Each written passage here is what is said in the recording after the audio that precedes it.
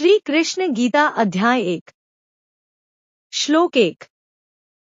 हे संजय, धर्मभूमि कुरुक्षेत्र में एकत्रित युद्ध की इच्छा वाले मेरे और पांडु के पुत्रों ने क्या किया। श्लोक 2। उस समय राजा दुर्योधन ने व्यूह रचना युक्त पांडवों की सेना को देखकर द्रोणाचार्य के पास जाकर वचन कहा। श्लोक 3। हे आचार्य, आपको बुद्धिमान शिष्य द्रुपदपुत्र धृष्टद्युम्न द्वारा व्यूहाकार खड़ी की हुई पांडुपुत्रों की इस बड़ी सेना को देखिए। श्लोक 4। यहाँ महाधनुषधारी भीम और अर्जुन के समान बहुत से सुरवीर, सात्यकी और विराट तथा महारथी राजा द्रुपद युद्ध में स्थित है। श्लोक 5। धृष्टकेतु चेकितान और बलवान काशीराज, पुरुजित तथा कुंतीभोज और नरों में श्रेष्ठ शैव्य हैं। श्लोक 6।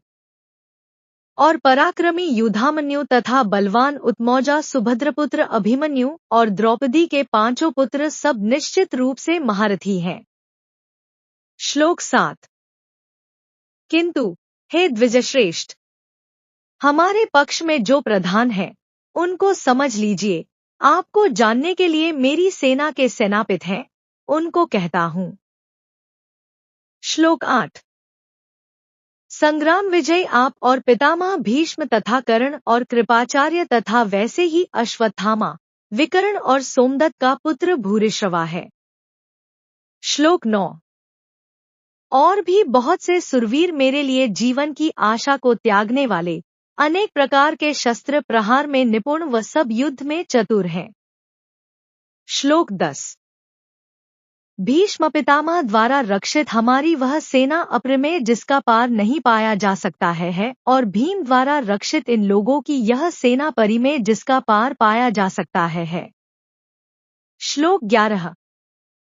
और सब मोर्चों पर अपने अपने स्थान पर स्थित रहते हुए आप सब लोग ही निस्संदेह भीष्म पितामह की ही सब ओर से रक्षा करें। श्लोक 12। कौरवों में वृद्ध परम प्रतापी पितामह भीष्म ने उस दुर्योधन के हृदय में हर्ष उत्पन्न करते हुए उच्च स्वर से सिंहनाद के समान गर्ज कर शंख बजाया। श्लोक 13। उसके उपरांत शंख और रणभेरी तथा ढोल मृदंग नरसिंगादिक बाजे अचानक ही बजने लगे, उनका वह शब्द बड़े वेग का हुआ। श्लोक 14। इसके उपरांत सफेद घोड़ों से युक्त विशाल रथ में बैठे हुए श्री कृष्ण और पांडुपुत्र अर्जुन ने भी अलौकिक शंख बजाए। श्लोक 15। श्री कृष्ण ने पांजन्य नामक शंख, अर्जुन ने देवदत्त नामक शंख और भयंकर कर्म करने वाले भीमसेन ने पौंड्र नामक महाशंख बजाया। श्लोक 16। कुंतीपुत्र राजा युधिष्ठिर ने अनंत विजय नामक, नकुल तथा सहदेव ने सुघोष और मणिपुष्पक नाम वाले। श्लोक 17। श्रेष्ठ बाण चलाने वाला काशीराज और महारथी शिखंडी और धृष्टद्युम्न तथा राजा विराट और अजय सात्यकी। श्लोक 18। राजा द्रुपद और द्रौपदी के पांचों पुत्र तथा बड़ी भुजाओं वाला सुभद्रा पुत्र अभिमन्यु, हे राजन, इन सबने अलग अलग शंख बजाए। श्लोक 19। और उस चारों दिशाओं में फैलते हुए नाद ने आकाश और पृथ्वी को भी गुंजायमान करते हुए धृतराष्ट्र पुत्रों के हृदय विदीर्ण कर दिए। श्लोक 20। हे राजन, इसके उपरांत कपिध्वज अर्जुन ने खड़े हुए धृतराष्ट्र पुत्रों को तप शस्त्र चलाने को उद्यत हुए देखकर धनुष उठाकर ऋषिकेश श्री कृष्ण को यह वचन कहे। श्लोक 21-22। हे अच्युत, जो च्युत नहीं हुए हैं, कभी भी पतन को न प्राप्त होने वाले श्री कृष्ण मेरे रथ को दोनों सेनाओं के बीच में खड़ा करिए, जिससे कि मैं इन स्थित हुए युद्ध की कामना वालों को देखूं कि इस युद्ध के उद्यम में मुझे किन किन के साथ युद्ध करना योग्य है। श्लोक 23। दुर्बुद्धि धृतराष्ट्र के पुत्र दुर्योधन का युद्ध में प्रिय चाहने वाले जो ये यहाँ आए हैं, उन युद्धार्थियों को मैं देखूं। श्लोक 24। हे धृतराष्ट्र, निद्रा को जीतने वाले अर्जुन द्वारा इस प्रकार कहे जाने पर इंद्रियों के स्वामी श्री कृष्ण ने दोनों सेनाओं के बीच में उत्तम रथ को खड़ा करके श्लोक 25 भीष्म एवं द्रोण के समक्ष और सब राजाओं के सामने ऐसे कहा, हे अर्जुन, इन इकट्ठे हुए कौरवों को देख।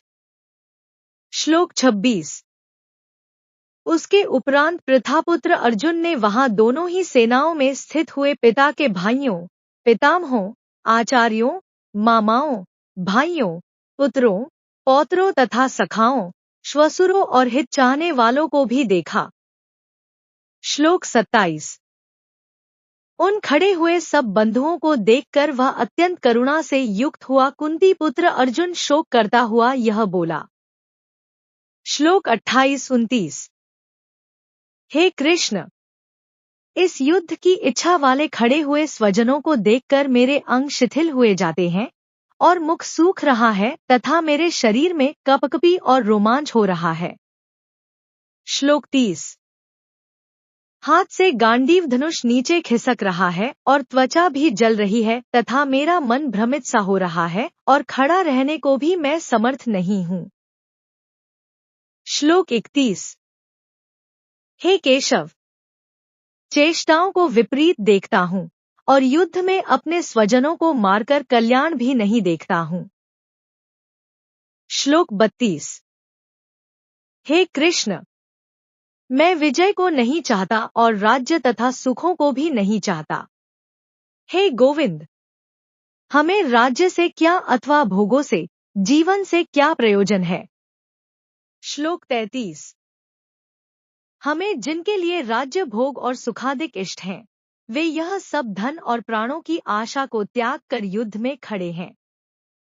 श्लोक 34 आचार्यजन, पिता के भाई, पुत्र और वैसे ही दादा, मामा, श्वशुर, पोते, साले तथा संबंधी लोग हैं।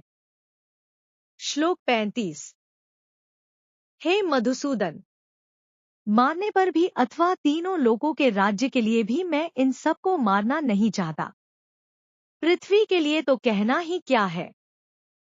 श्लोक 36 हे जनार्दन, धृतराष्ट्र के पुत्रों को मारकर हमें क्या प्रसन्नता होगी। इन आताइयों को मारकर तो हमें पाप का ही आश्रय प्राप्त होगा।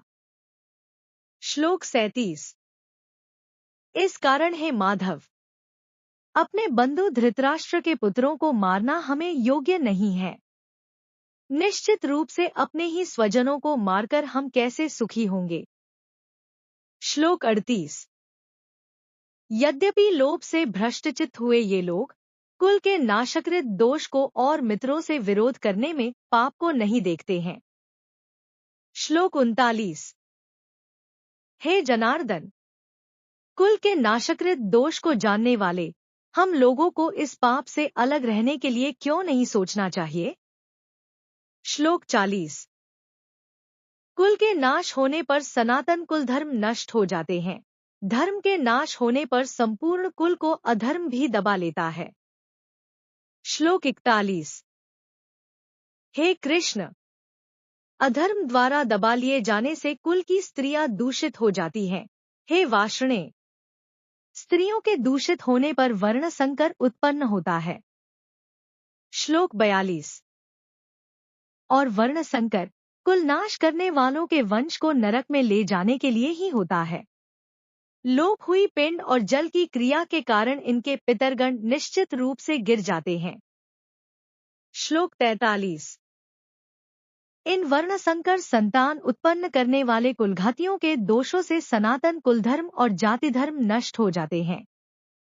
श्लोक 44 हे जनार्दन, नष्ट हुए कुलधर्म वाले मनुष्यों का निश्चित रूप से नरक में वास होता है, ऐसा सुना है। श्लोक 45 अरे, खेद की बात है कि हम लोग महान पाप करने को तैयार हुए हैं, जो कि राज्य सुख के लोभ से अपने ही लोगों को मारने के लिए उद्यत हुए हैं। श्लोक 46 यदि मुझ शस्त्ररहित प्रतिकार नहीं करते हुए को शस्त्रधारी धृतराष्ट्र के पुत्र रण में मार दें, तो वह मेरे लिए अति कल्याणकारक होगा। श्लोक 47। रणभूमि में शोक से उद्विग्न मनवाला अर्जुन इस प्रकार कहकर बाण सहित धनुष को त्याग कर रथ में पीछे बैठ गया।